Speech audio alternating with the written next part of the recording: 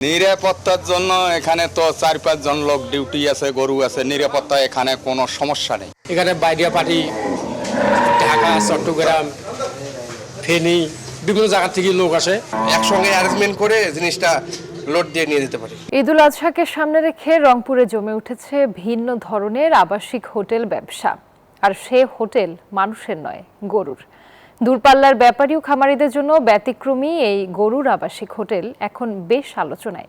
গরু প্রতি দৈনিক ভাড়া গুনতে হয় 100 থেকে 200 টাকা, যেখানে গরুর যত্নে নিয়মিত খাবার, গোসল ও পর্যাপ্ত বাতাস সহ রয়েছে সুরক্ষার সব ব্যবস্থা। আয়েশ করে জাবর কাটছে কালামানি। খাওয়ার চিন্তা তো নেই, থাকার বিলও দেওয়া আছে। খাবার ও সেবা গ্রহণের মান বেঁধে বিলেরও কম বেশি আছে।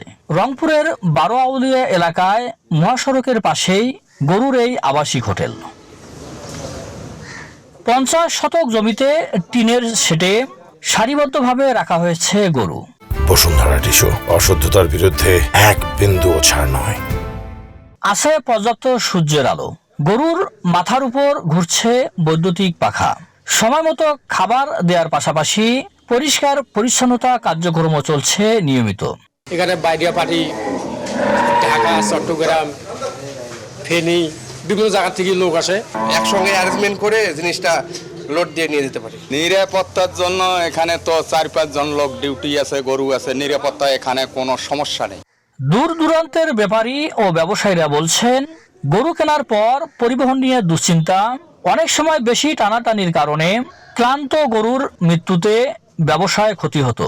এখন এই হোটেলে রেখে গরু প্রতি দৈনিক 100 থেকে 200 টাকা গুনতে হলেও সুবিধার পাশাপাশি লাভের পরিমাণও বেড়েছে। সুবিধায় আমরা পঞ্চগড় যাই না, নীলফামারী যাই না, ওখানে যাই না, শুধু মডার্নে থাকি আসানোর আমাদের অনেক সেবা দেয়। মালিক পার গরু পিস মনে করেন 20-30-40 টাকা করে নিচ্ছে এবং গরুগুলো রেস্ট পাইতেছে, মনে করেন ব্যাপারীরাও এখানে থাকতেছে। ব্যতিক্রম এই উদ্যোগকে সাধুবাদ জানিয়েছে জেলা প্রাণী সম্পদ বিভাগ। সবসময় নিরাপত্তা দিচ্ছে এবং গরু খাওয়ার জন্য লোকালি যারা খাওয়ার এগুলো ব্যবস্থা রাখছে। হ্যাঁ, আর যদি স্বাস্থ্যগত কোনো সমস্যা হয় আমাদের প্রাণী সম্পদ দপ্তরের সঙ্গে যোগাযোগ করলে আমরা সেই সেবাটা দিচ্ছি আর কি।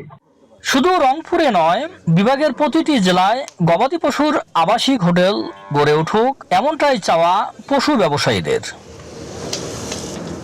রেজাউল করিম মানিক, নিউজ 24, রংপুর।